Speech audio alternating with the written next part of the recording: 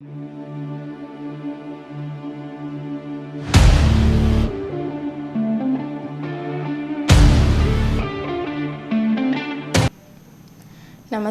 Sony 9 ನ್ಯೂಸ್ಗೆ ಸ್ವಾಗತ. ನಾನು ಪ್ರಭಾವತಿ. ಮೊದಲಿಗೆ ಮುಖ್ಯಾಂಶಗಳು.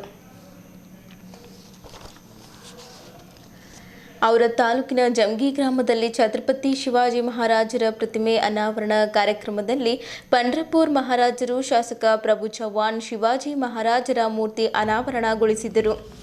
ಬೀದರ್ ಶಾಸಕರಾದ ರಹೀಂ ಖಾನ್ ಅವರ ಕಚೇರಿಯಲ್ಲಿ ಪೌರಾಡಳಿತ ಮತ್ತು ಹಜ್ ಸಚಿವರಾದ ರಹೀಂ ಖಾನ್ ಅವರ ಮಾರ್ಗದರ್ಶನದಲ್ಲಿ 29 ತ್ರಿಚಕ್ರ ವಾಹನಗಳು ಅಂಗವಿಕಲರಿಗೆ ನಗರಸಭೆ ಅಧ್ಯಕ್ಷರಾದ ಮಹಮ್ಮದ್ ಗೌಸ್ ವಿತರಿಸಿದರು. ಗುರುನಾನಕ್ ಆಸ್ಪತ್ರೆಯಲ್ಲಿ ಮಕ್ಕಳಿಲ್ಲದ ಮಹಿಳೆಯರಿಗಾಗಿ ನೂತನವಾಗಿ IVF ಆರಂಭ. ಮಹಾರಾಷ್ಟ್ರದ ನಾಸಿಕ್ನ ಖ್ಯಾತ ತಜ್ಞ ವೈದ್ಯರಾದ ಡಾಕ್ಟರ್ ರಂಜಿತ್ ಜೋಶಿ ಚಿಕಿತ್ಸೆ ನೀಡಲಿದ್ದಾರೆ. ಡಾಕ್ಟರ್ ರೇಷ್ಮಾ ಕೌರ್. ಕರ್ನಾಟಕ ರಾಜ್ಯ ಸರ್ಕಾರಿ ಹಾಸ್ಟೆಲ್ ಮತ್ತು ವಸತಿ ಶಾಲಾ ಹೊರಗುತ್ತಿಗೆ ನೌಕರರ ಸಂಘ ಜಿಲ್ಲಾ ಸಮಿತಿ ಬೀದರ್ ವತಿಯಿಂದ ವಿವಿಧ ಬೇಡಿಕೆಗಳಿಗೆ ಆಗ್ರಹಿಸಿ ಬೃಹತ್ ಪ್ರತಿಭಟನೆ. ಬಕ್ರೀದ್ ಹಬ್ಬದ ಸಂದರ್ಭದಲ್ಲಿ ಅಕ್ರಮ ಗೋಹತ್ಯೆ ಹಾಗೂ ಗೋ ಸಾಗಾಟ ತಡೆಯಿರಿ. ಚೆಕ್ಪೋಸ್ಟ್ಗಳಲ್ಲಿ ತಪಾಸಣೆ ಚುರುಕುಗೊಳಿಸಿ. ಶಿವಕುಮಾರ್ ಬೋಳ್ಶೆಟ್ಟಿ. ಜೂನ್ 15ರಂದು ನಗರದ ಜಿಲ್ಲಾ ರಂಗಮಂದಿರದಲ್ಲಿ ಪುಣ್ಯಶ್ಲೋಕ ಅಹಿಲ್ಯಾದೇವಿ ಹೋಳ್ಕರ್ ಅವರ 300ನೇ ಜಯಂತಿ ದೇವಸ್ಥಾನ ಜೀರ್ಣೋದ್ಧಾರಗೈದ ಕೀರ್ತಿ ಅಹಿಲ್ಯಾದೇವಿಗೆ ಸಲ್ಲುತ್ತದೆ. ಈಶ್ವರ್ ಸಿಂಗ್ ಠಾಕೂರ್. ಸುದ್ದಿಯ ವಿವರಗಳು. ತೆಲಂಗಾಣ ಗಡಿಗೆ ಹೊಂದಿಕೊಂಡಿರುವ ತಾಲೂಕಿನ ಜಮಗಿ ಗ್ರಾಮದಲ್ಲಿ ಛತ್ರಪತಿ ಶಿವಾಜಿ ಮಹಾರಾಜರ ನೂತನ ಪ್ರತಿಮೆ ಅನಾವರಣ ಮಾಡಲಾಯಿತು. ಗಡಿ ಭಾಗದ ವಿವಿಧ ಗ್ರಾಮಗಳಿಂದ ಆಗಮಿಸಿದ ಶಿವಭಕ್ತರು ಹಾಗೂ ಪಂಡ್ರಾಪುರ ಸೇರಿದಂತೆ ವಿವಿಧೆಡೆಯಿಂದ ಆಗಮಿಸಿದ ಮಹಾರಾಜರ ಸಮ್ಮುಖದಲ್ಲಿ 11 ಅಡಿ ಎತ್ತರದ ಪ್ರತಿಮೆ ಅನಾವರಣ ಮಾಡಲಾಯಿತು. ಪಂಡ್ರಾಪುರದ ಗಹನಿನಾಥ ಮಹಾರಾಜ, ಬೆಂಗಳೂರಿನ ವೇದಾಂತಾಚಾರ್ಯರು, ಶಿವಯೋಗಿ ಮಹಾರಾಜ, ರಾಜ್ಗುರು ಮಹಾರಾಜ, ಮಧುಕರ ಮಹಾರಾಜ ಉಪಸ್ಥಿತಿಯಲ್ಲಿ ಅನಾವರಣ ಕಾರ್ಯಕ್ರಮ ನಡೆಯಿತು.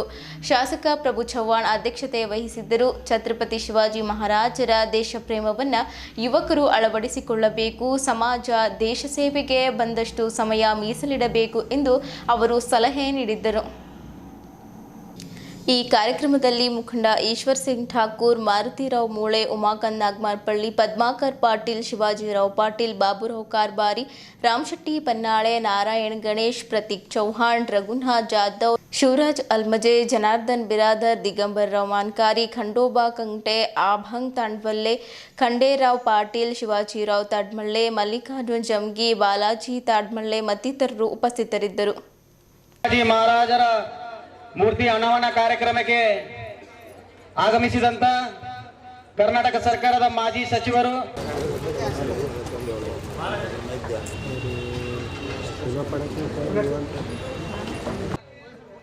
ಹಾಗೂ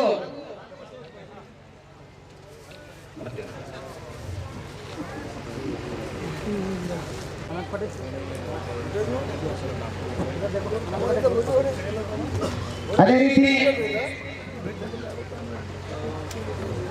ಪ್ರಭು ಬಿ ಚವ್ಹಾಣ್ ಅವರಿಗೆ ಶಿವಾಜಿರಾವ್ ತಾಡ್ಮಲ್ಲೆ ಹಾಗೂ ಬಾಲಾಜಿರಾವ್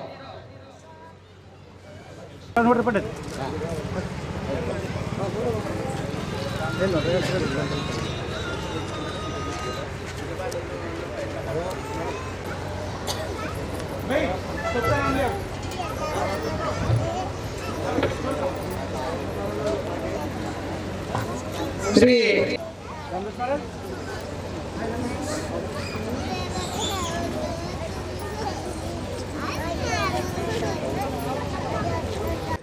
ಈ ಕಾರ್ಯಕ್ರಮ ಉದ್ದೇಶಿಸಿ ಮಾತನಾಡಬೇಕೆಂದು ಅವರಲ್ಲಿ ಕೇಳಿಕೊಳ್ಳುತ್ತಿದ್ದೇನೆ.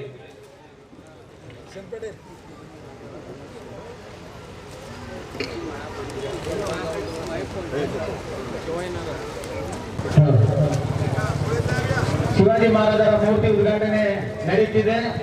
ಎಲ್ಲರೂ ಆಗಮಿಸಬೇಕಾಗಿ ಎಲ್ಲರಲ್ಲಿ ಮನವಿ ಮಾಡುತ್ತೇನೆ.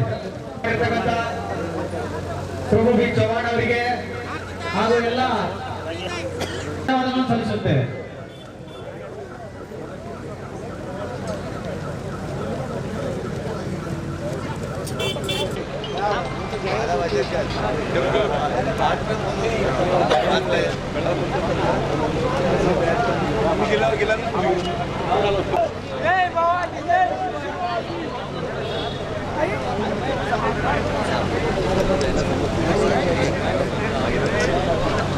ये पुतला चाहे वो शिवाजी महाराज का पुतला हो, हमारे अंबेडकर जी का पुतला हो, हमारे वसुंधरा जी का पुतला हो, अनेक ऐसे महापुरुषों का पुतला अने उनका विचारों का परिवर्तनों का लाड, इसके लिए ये पुतला का किया है। और मुझे इतनी खुशी है कि ऐसे महापुरुषों का पुतला को मुझे उद्घाटन करने का मौका मिला। इसलिए मैं सभी मेरे जमगी सर्कल के भाइयों का, खास करके औराद तालुके के मेरे मराठा समाज का, औराद मुत्तुकुमान तालुका मराठा समाज का अभिनंदन करता हूं। और मैं उनको इतना ही विनती किया हूं कि आज जो पुतला हुआ है इसकी देखरेख हो, पूजा अर्चा हो, ये मैं विनती किया हूं। और इनके विचारों का प्रसार हो, प्लान है, लेकिन मैं बकता नहीं हूँ, करता हूँ। मैं पहले कैमरे के सामने आके बोलता नहीं हूँ, जब मैं करूँगा तब जरूर बताऊँगा, उस पर मैं टिप्पणी नहीं करूँगा। आज हमारे देश के विचारवंत का पुतला का अनावरण है, उसके इसमें मिक्स नहीं करूँगा।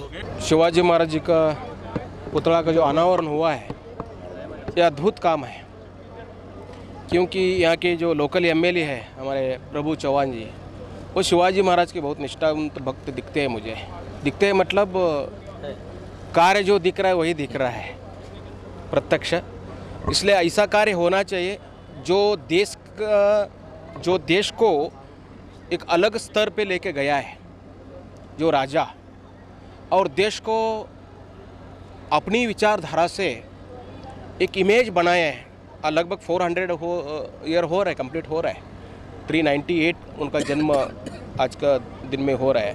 ऐसी स्थिति में भी शिवाजी महाराज जीवंत है। और ऐसा छत्रपति शिवाजी महाराज जो देश के लिए, परोपकार के लिए, साधु सन्यासियों के लिए, गरीब रहितों के लिए अथवा नारी शक्ति के लिए जो भी सुरक्षा की जिम्मेदारी उठा के जो काम किया है, रात न दिन बोल के हर दिन 24/7 न समझते हुए काम किया है। और केवल काम नहीं किया है, देखिए काम ऐसा होता है, जो व्यक्ति काम करता है वो ऐसा होता है कि जो काम करते करते वो मरने से पहले उनका काम ख़त्म होता है, ऐसे भी व्यक्ति होते हैं। और कुछ काम ऐसे होते हैं जो वो जाने के बाद भी कुछ दिन तक रहते हैं, अमर। लेकिन कुछ ऐसा होते हैं जो काम करने के बाद सूर्य और चंद्र रहने तक भी काम रहता है। ये महापुरुष होते हैं, वो दैवी पुरुष होते हैं। ऐसे में छत्रपति शिवाजी महाराज जी एक है। ऐसा पवित्र काम छत्रपति शिवाजी काम किया है। और इसका स्मरणार्थ हमारे प्रभु चौहान जी एमएलए बहुत ही बड़ा काम किए। भगवान उनको, भवानी माते अच्छी तरह से आशीर्वाद दे, मैं कामना करता हूँ। बहुत ही अच्छा काम किया है।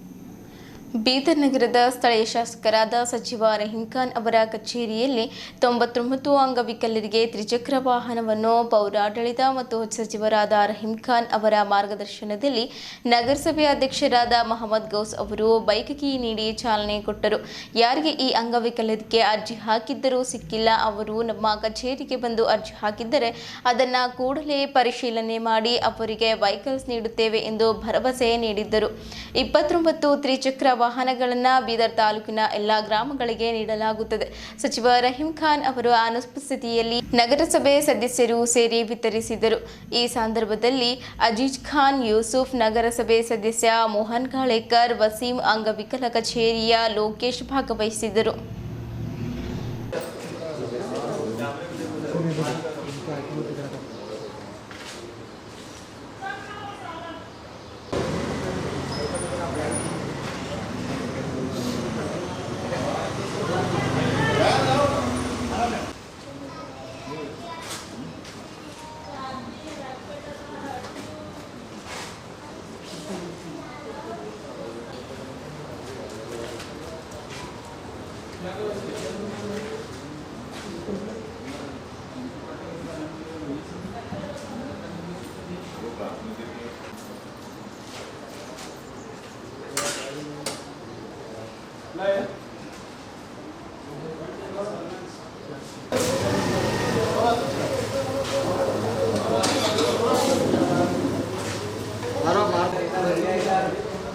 इधर करिए हैंड। हाँ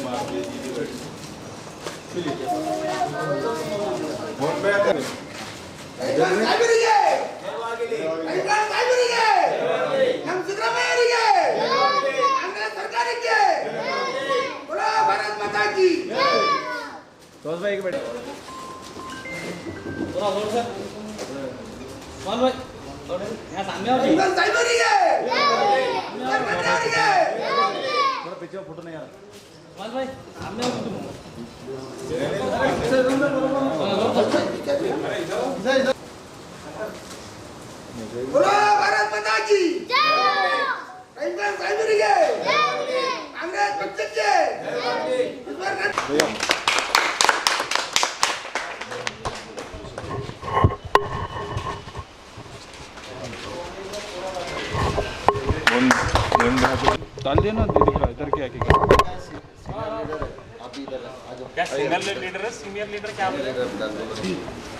गाड़ियों का यहाँ से डिस्ट्रीब्यूशन प्रोग्राम शुरू हुआ है। एमएलए ऑफिस पर आज मिनिस्टर साहब सीएम के प्रोग्राम में हैं बेंगलुरु में, मुझे फ़ोन करे कि हैंडीकैप व्हीकल एमएलए लॉट से 29 व्हीकल डिस्ट्रीब्यूट किया जा रहा है। और आज इस मौके पर हमारे बड़े भाई अजीज़ खान साहब और मेरे साथी सिटी सदर यूसुफ भाई और मेरे साथी काउंसलर मोहन काड़ेकर और हमारे यहाँ के वसीम भाई लीडर और तमाम लोकल और इस डिपार्टमेंट से लोकेश, हैंडीकैप व्हीकल्स जिन लोगों को भी नहीं मिले वो एमएलए ऑफिस को आके अपना एप्लीकेशन दे सकते हैं। एमएलए साहब आपके लोगों के लिए 24 घंटे काम कर रहे हैं। जितने लोगों को मिले हैं वो तो खुश हैं, जो लोग को नहीं मिले वो भी मायूस नहीं होना। आप लोगों के लिए खुशखबरी है कि एमएलए साहब मुझे बोले हैं जिन लोगों को भी नहीं मिला गौस उन लोगों को एमएलए ऑफिस आके एक एप्लीकेशन देकर उनको भी यानी नए साल में तोहफा देंगे हम हैंडीकैप के लिए। और ये एमएलए लॉट में 29 व्हीकल आज डिस्ट्रीब्यूट हो रहे हैं। आप बिदर के लोगों को बहुत बहुत बधाई। और उसी साथ बारिश का मौसम भी शुरू हो रहा है, म्यूनसिपाल्टी की स्ट्राइक ख़त्म हो गई है।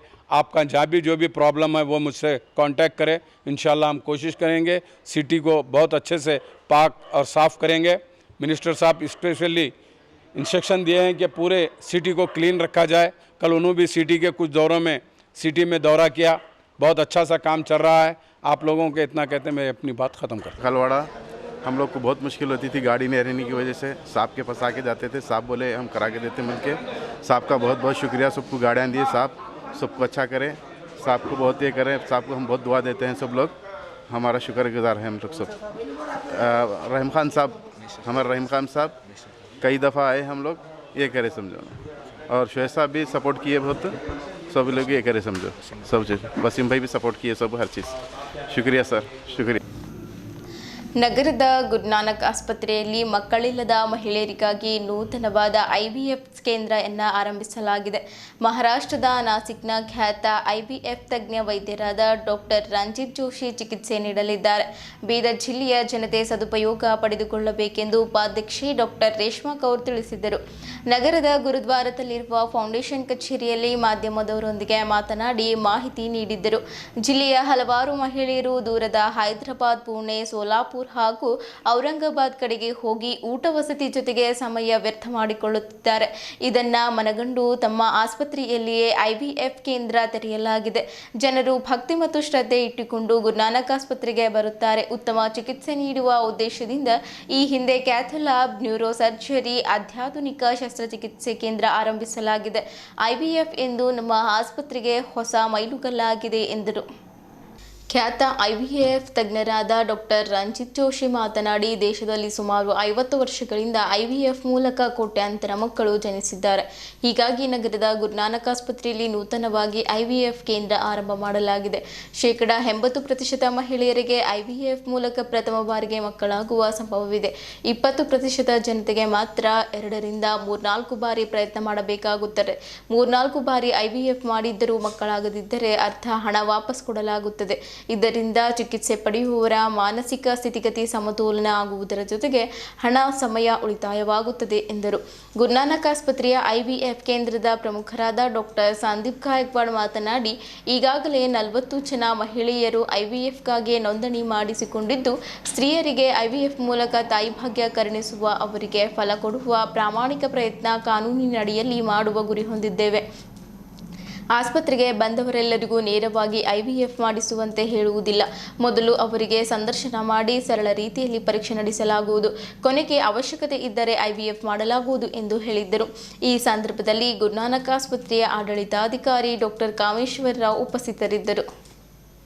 2020 से एक हॉस्पिटल का एक रिचुअल जैसा हो गया है कि 20 में हमने कैथ लैब सेटअप किया था, फिर 21 में न्यूरो सर्जरीज हमारे स्टार्ट हुई हैं, 23-24 में यूरोलॉजी ENT सब, ये 25 में मुझे खुशी है कि हम ये IVF सेंटर स्टार्ट कर रहे हैं। तो पिछले 1-1.5-2 साल पहले हमने हमारा सारा हॉस्पिटल को रेनोवेट किया था और हमारे जो ऑपरेशन थिएटर्स हैं वो पूरे अभी लेटेस्ट लैमिनार थिएटर्स हमने बनाया है। तो इस से हमको बहुत एक एडवांटेज है कि हम एडवांस सर्जरीज़ हमारे थिएटर्स में कर सकते हैं, जैसे न्यूरो सर्जरीज़ ऑलरेडी हो रहे हैं, ऑर्थोपेडिक सर्जरीज़ एंड तो अब ये नया हम स्टार्ट कर रहे हैं। वैसे बिदर में काफ़ी IVF सेंटर्स होंगे, पर ये I am sure will be very successful, क्योंकि doctor Ranjit Joshi is very renowned doctor and जैसे उन्होंने बताया कि वो लंदन प्लस इंडिया में भी काम करते हैं और इनके सारे जो भी इनके केसेस हैं ऑलमोस्ट बता रहे थे सर कि 80% सक्सेसफुल रेट है। तो मुझे बहुत खुशी है कि हम उनके साथ जुड़ रहे हैं और उनका यहाँ आना हमारे बिदर के लोगों के लिए एक बहुत बड़ा बून है, एडवांटेज है, क्योंकि काफ़ी पेशेंट्स हैदराबाद और बॉम्बे बैंगलोर जाते हैं। तो अगर हम ये फैसिलिटी उनको यहाँ प्रोवाइड करें तो ये इससे बेहतर उनको फैसिलिटी कहीं भी नहीं मिलेगी और उनका खर्चा भी कम होगा और एक सेटिस्फैक्शन रहेगा कि उनके जहाँ वो रहते हैं वहीं पर उनको ये सारी सुविधा मिल रही है।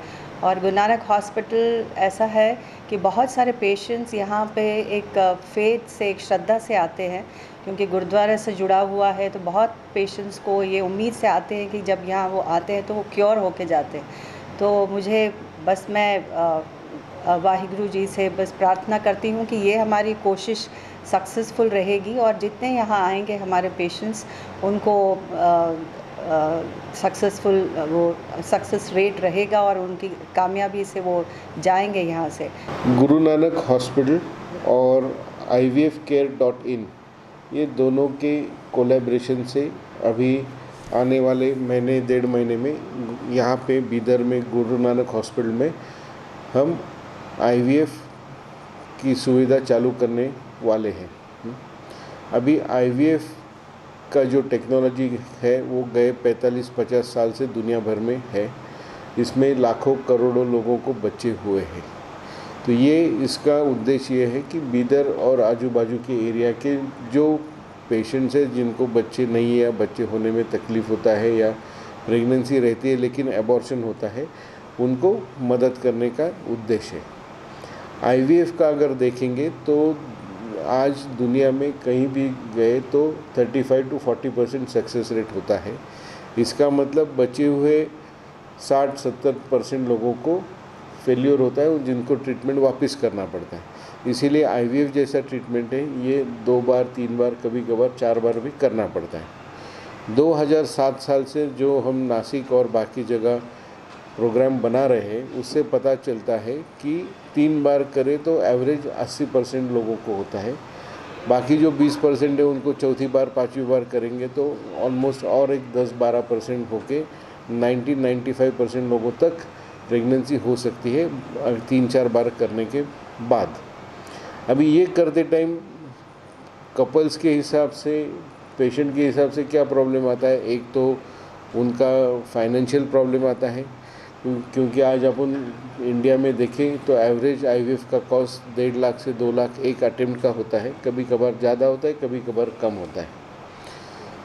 दूसरा है कि इतनी बार करने का खर्चा हो जाता है। तो हमने एक 3 साइकिल प्रोग्राम बनाया है जिसमें 3 साइकिल का तकरीबन 4-4.25 लाख के आसपास पेशेंट पैसा भरते हैं। 3 बार ट्रीटमेंट होता है। उसमें ऑलमोस्ट 78-82% 80% लोगों को बेबी होता है। जो लोगों को नहीं होता उनको आधा पैसा वापस मिलता है। आधा पैसा वापस मिलने से फ़ायदा ये होता है कि वो आगे का ट्रीटमेंट चालू रख सकते हैं। कभी अगर उनको दूसरा कोई करना है कि भाई अडॉप्शन करना है या कोई ऐसी चीज़, तो वो कर सकते हैं। गुरु नानक हॉस्पिटल में बहुत सारे सुपर स्पेशलिटीज़ चल रहे हैं। हमारे गायनिक डिपार्टमेंट जो है ऑलमोस्ट 25-30 साल से बहुत अच्छी तरह से चल रहा है, ये आप सब लोगों को पता है। हम इसी तौर पे IVF को आगे लेकर जाने के लिए हम नासिक से रंजीत जोशी सर डॉक्टर साहब जो है यहाँ, हम उन लोगों के साथ IVF गुरु नानक हॉस्पिटल में शुरू करना चाहते हैं। इस दौर के लिए हम आप सब लोगों को प्रेस मीट के लिए बुला रहे हैं। जो बीदर में हम कर रहे हैं गुरु नानक के साथ, वो है कि वो सर्विसेज हम प्रोवाइड कर पाएँ बीदर के अंदर, जो कि आपको कहीं और, जिसके लिए आपको कहीं और जाने की ज़रूरत ना पड़े। जैसे मैडम ने बताया, हमारे पास न्यूरो सर्जरी है, यूरो सर्जरी है, गायनिकोलॉजी हमारा सबसे पुराना डिपार्टमेंट है, ओके। और आज हमने एक और स्टेप लिया है उसी डायरेक्शन में विथ IVF केयर। और डेफिनेटली जिस तरीके से हम यहाँ पे काम करेंगे, काफ़ी हमें अपेक्षा है कि जो पेशेंट का सेटिस्फैक्शन है in terms of results, in terms of stress जो कि काफ़ी मायने करता है, और in terms of the other problem जो वो फेस करते हैं, वो हम कैटर कर पाएंगे। वही हमारा एंडेवर रहेगा, वही हमारा प्रयास रहेगा। और अभी हम कुछ दिनों में मेरा OT सेटअप बन रहा है, और जैसे ही हमारी लीगैलिटीज़ जो मैडम ने बात की थी कि हर चीज़ लीगल फ्रेम पे होती है। एक सेंटर बनना एक लीगल फ्रेम होता है, जब तक लीगल रिक्वायरमेंट्स नहीं होंगी सेंटर विल नॉट स्टार्ट, जो हम ऑलरेडी प्रोसेस में हैं। बट येस, हम very soon will be declaring that ART setup completely is open. Consultations already on हो चुके हैं, patients are already on the follow up, वो ऑलरेडी प्रयास चालू हो चुका है। ಕರ್ನಾಟಕ ರಾಜ್ಯ ಸರ್ಕಾರಿ ಹಾಸ್ಟೆಲ್ ಮತ್ತು ವಸತಿ ಶಾಲಾ ಹೊರಗುತ್ತಿಗೆ ನೌಕರರ ಸಂಘ ಜಿಲ್ಲಾ ಸಮಿತಿ ಬೀದರ್ ವತಿಯಿಂದ ಬೀದರ್ ನಗರದ ಅಂಬೇಡ್ಕರ್ ವೃತ್ತದಿಂದ ಜಿಲ್ಲಾಧಿಕಾರಿ ಕಚೇರಿವರೆಗೆ ಬೀದರ್ ಜಿಲ್ಲಾಧ್ಯಕ್ಷರಾದ ಇಸಾಮುದ್ದೀನ್ ಮೀರಾ ಸಾಬ್ ಅವರ ನೇತೃತ್ವದಲ್ಲಿ ಬೃಹತ್ ಪ್ರತಿಭಟನೆ ಹಮ್ಮಿಕೊಂಡು ಜಿಲ್ಲಾಧಿಕಾರಿಗೆ ಮನವಿ ಸಲ್ಲಿಸಿ ಮಾತನಾಡುತ್ತಾ, ಬೀದರ್ ಜಿಲ್ಲೆಯಲ್ಲಿ ಹೊರಗುತ್ತಿಗೆ ನೌಕರರು ಬಹಳ ಅತಂತ್ರ ಪರಿಸ್ಥಿತಿಯಲ್ಲಿ ಸೇವೆ ಸಲ್ಲಿಸುತ್ತಿದ್ದಾರೆ.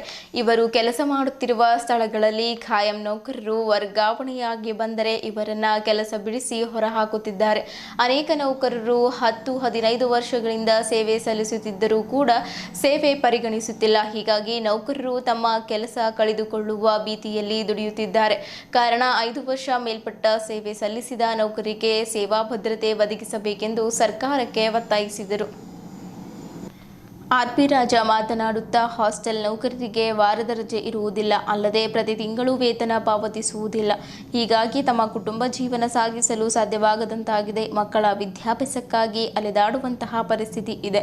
ಪ್ರತಿ ತಿಂಗಳು 5ನೇ ತಾರೀಕಿನ ಒಳಗಾಗಿ ವೇತನ ಪಾವತಿಸಬೇಕೆಂದು ಒತ್ತಾಯಿಸುತ್ತೇವೆ ಮತ್ತು ಹಾಸ್ಟೆಲ್ ನೌಕರರಿಗೆ ಪ್ರತಿ ವರ್ಷವೂ ತಾತ್ಕಾಲಿಕ ನೇಮಕಾತಿ ಆದೇಶ ಕೊಟ್ಟಿರುವುದಿಲ್ಲ. ಕಾರಣ ನೌಕರರು ಸೇವೆ ಸಲ್ಲಿಸಿದ ತಾತ್ಕಾಲಿಕ ನೇಮಕಾತಿ ಕೂಡಲೇ ಕೊಡಬೇಕೆಂದು ಒತ್ತಾಯಿಸಿದ್ದರು. ಈ ಪ್ರತಿಭಟನೆಯಲ್ಲಿ ರಾಜ್ಯಾಧ್ಯಕ್ಷರಾದ ಭೀಮಶೆಟ್ಟಿ ಎಂಪಳ್ಳಿ, ಸಹ ಕಾರ್ಯದರ್ಶಿ ದೇವಾನಂದ್ ಗಾಯಕ್ವಾಡ್, ಉಪಾಧ್ಯಕ್ಷರು ಅಂಬುಬಾಯಿ ಮಾಳ್ಗೆ, ಜಿಲ್ಲಾ ಕಾರ್ಯದರ್ಶಿ ಸವಿತಾ ಪಾಟೀಲ್, CPTU ಮುಖಂಡರು RP ರಾಜ, ಮಹೇಶ್ ಕಾಂಟೆ, ಬೇಬಿ, ಪಾರ್ವತಿ ಬಾಯಿ, ಸಂಕ್ಷೆಟ್ಟಿ, ಮಾಯಾದೇವಿ, ಸುನೀತಾ, ದಿಲೀಪ್ ಸೇರಿದಂತೆ ಇತರರು ಉಪಸ್ಥಿತರಿದ್ದರು.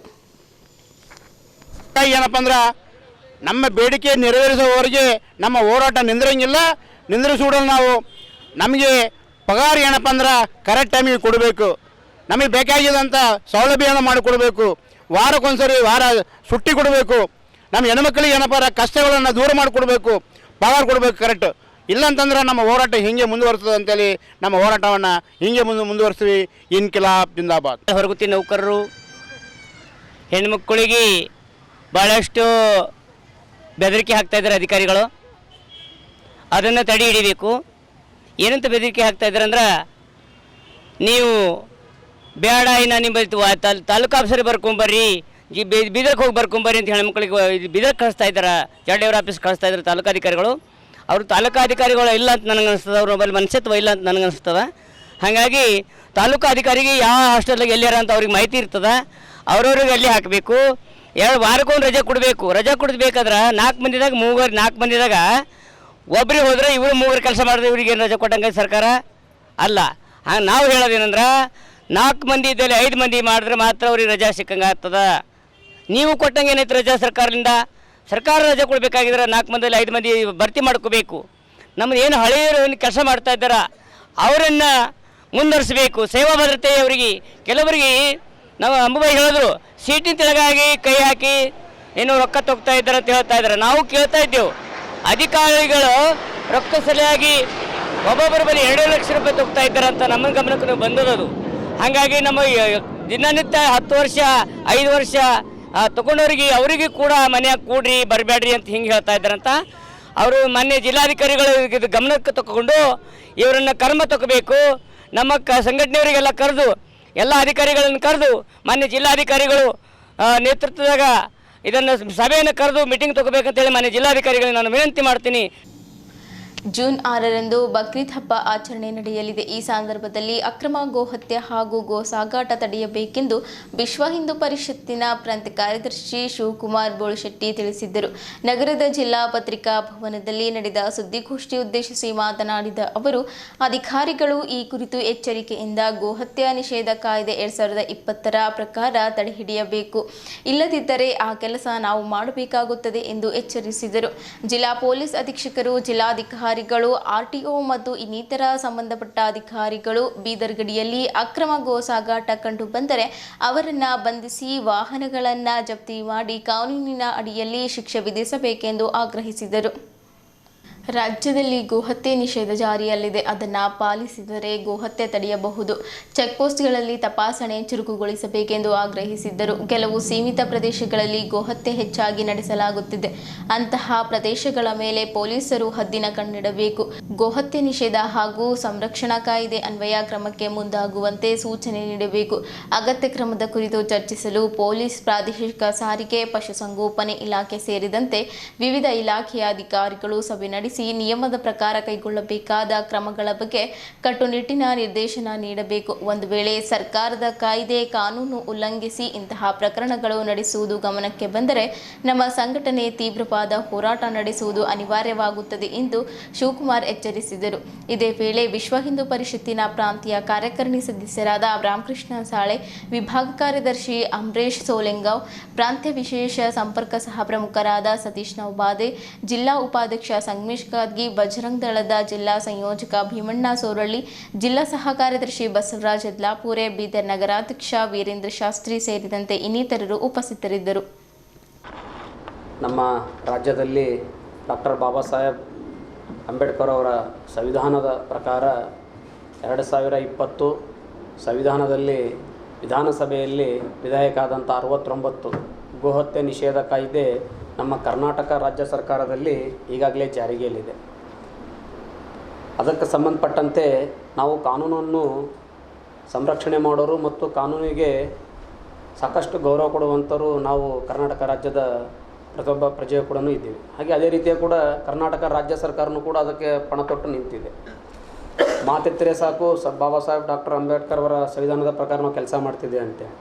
ನಾವು ಹೇಳ್ತಾ ಇರೋದು ಅಷ್ಟೇ, ಇವತ್ತು ಸಂವಿಧಾನದಲ್ಲಿ ತಿದ್ದುಪಡಿ ಇರುವಂಥ ನಮ್ಮ ಗೋಹತ್ಯೆ ನಿಷೇಧ ಕಾಯ್ದೆ 2020 ವಿಧೇಯಕ 69 ಈ ಕಾನೂನನ್ನು ಕಠಿಣ ಕ್ರಮದಲ್ಲಿ, ಅಂದರೆ ಕಾನೂನು ಯಾವ ರೀತಿ ಹೇಳ್ತದೆ ಅಂದರೆ, ಕಾನೂನಿನಲ್ಲಿ ಯಾವುದೇ ಒಂದು ಅಕ್ರಮ ಗೋಗಳನ್ನು ತೆಗೆದುಕೊಂಡು ಹೋಗೋದಿರ್ಬೋದು ಮತ್ತು ಮಾಂಸ ಮಾರಾಟ ಇರ್ಬೋದು, ಅಕ್ರಮವಾಗಿ ಸಂಗ್ರಹ ಮಾಡೋದಿರ್ಬೋದು, ಯಾವುದೇ ಕೂಡ ಇದ್ದಾಗ 3 ರಿಂದ 5 ವರ್ಷದವರೆಗೆ ದಂಡ, 3 ರಿಂದ 7 ವರ್ಷದವರೆಗೆ, 3 ವರ್ಷದಿಂದ 7 ವರ್ಷವರೆಗೆ ಜೈಲು ಕಾರಾಗೃಹ ಇದೆ. ಅದೇ ರೀತಿಯಾಗಿ 3 ಲಕ್ಷದಿಂದ 5 ಲಕ್ಷದವರೆಗೆ ಅವರಿಗೆ ದಂಡ ಇದೆ.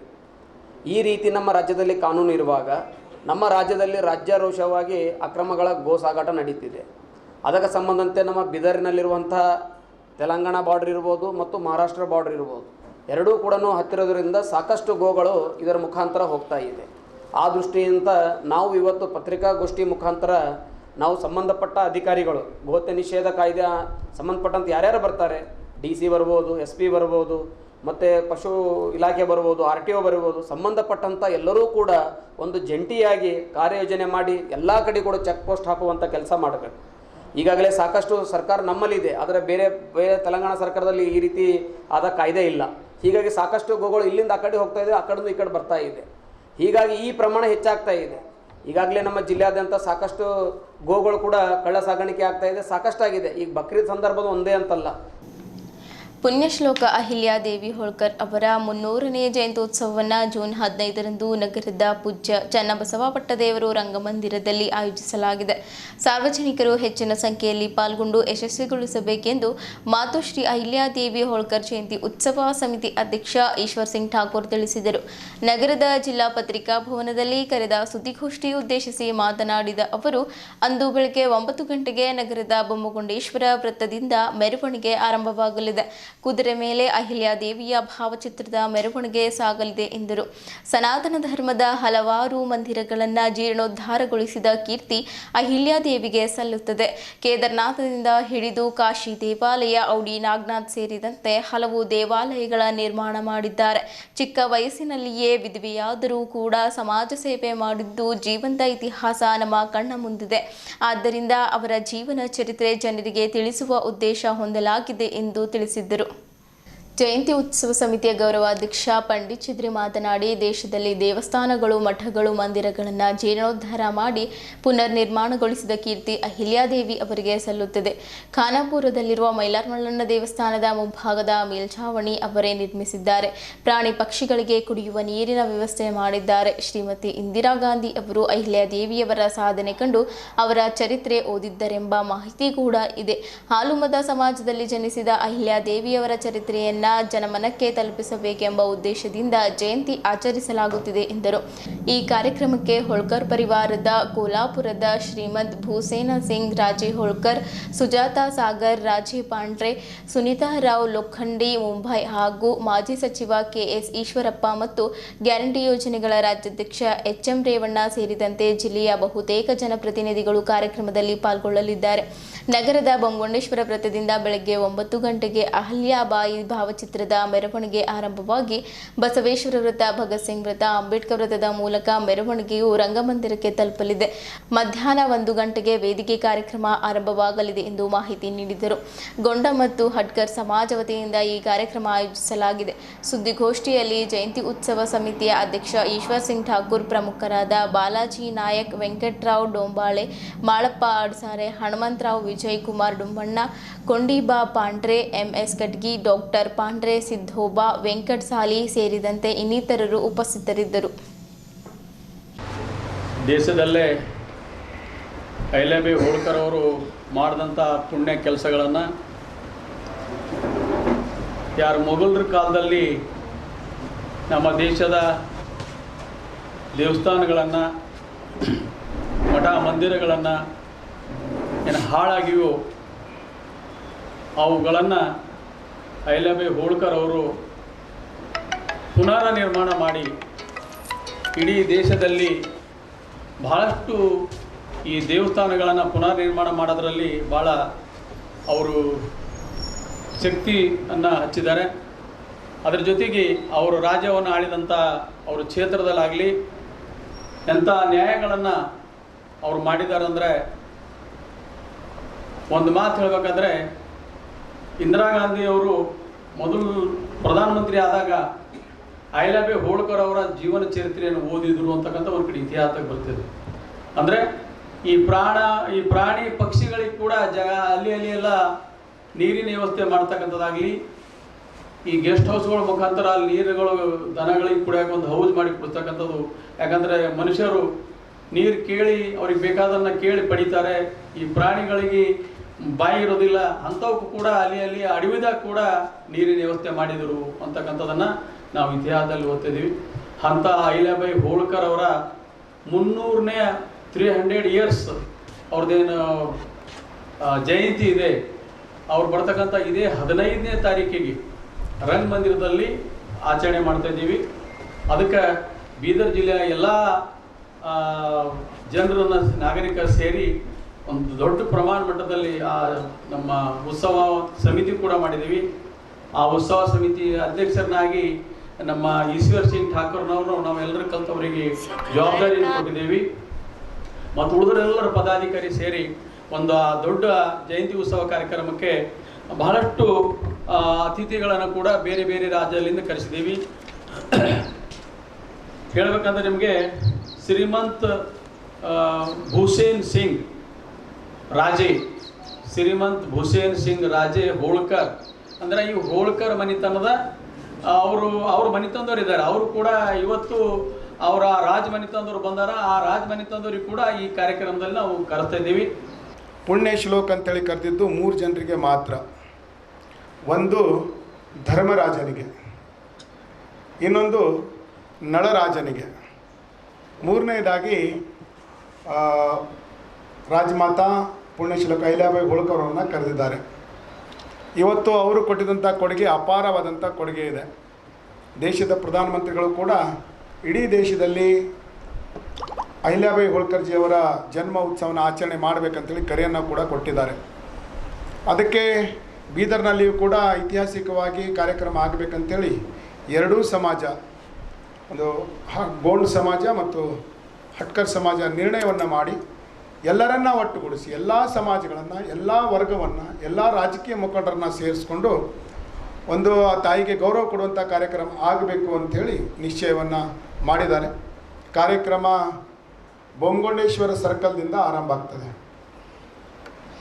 ಅಲ್ಲಿ ಬೊಮ್ಮಗೊಂಡೇಶ್ವರ ಮಹಾರಾಜರ ಪೂಜೆಯನ್ನು ಸಲ್ಲಿಸಿ ಅಲ್ಲಿ ರಾಜಮಾತಾ ಅಹಿಲ್ಯಾಬಾಯಿ ಹೋಳ್ಕರ್ ಅವರ ರಥ, ಅಂದರೆ ಫೋಟೋ ಮುಖಾಂತರ ರಥವನ್ನು ಮಾಡಿ ಅವರಿಗೆ ಪೂಜೆಯನ್ನು ಸಲ್ಲಿಸಿ ಕುದುರೆಯ ಮೇಲೆ ತಾಯಿ ಅಹಿಲ್ಯಾಬಾಯಿ ಹೋಳ್ಕರ್ ಅವರ ಪ್ರತಿರೂಪವನ್ನು ಮಾಡಿ ಡೊಳ್ಳು ಮತ್ತು ನಾದ್ಯಗಳೊಂದಿಗೆ ಅಲ್ಲಿಂದ ಮೆರವಣಿಗೆ ಆರಂಭ ಆಗ್ತದೆ. ಅಲ್ಲಿಂದ ನಮ್ಮ ಜಗಜ್ಯೋತಿ ಬಸವೇಶ್ವರ ಸರ್ಕಲ್, ಆಮೇಲೆ ಭಗತ್ ಸಿಂಗ್ ಸರ್ಕಲ್, ಆಮೇಲೆ ಡಾಕ್ಟರ್ ಬಾಬಾ ಸಾಹೇಬ್ ಅಂಬೇಡ್ಕರ್ ಅವರ ವೃತ್ತದ ಮುಖಾಂತರ ಛತ್ರಪತಿ ಶಿವಾಜಿ ಮಹಾರಾಜರ ವೃತ್ತದ ಮುಖಾಂತರ ಮೋಹನ್ ಮಾರ್ಕೆಟ್ ಮಾರ್ಗವಾಗಿ ರಂಗಮಂದಿರಿಗೆ ತಲುಪ್ತದೆ. ಇಲ್ಲಿಯವರೆಗೂ ಸುದ್ದಿ ಕೊಟ್ಟಿದ್ದು ನಾನು ಪ್ರಭಾವತಿ. ಮುಂದಿನ ಸುದ್ದಿಯೊಂದಿಗೆ ಮತ್ತೆ ಭೇಟಿಯಾಗೋಣ. ವಂದನೆಗಳು.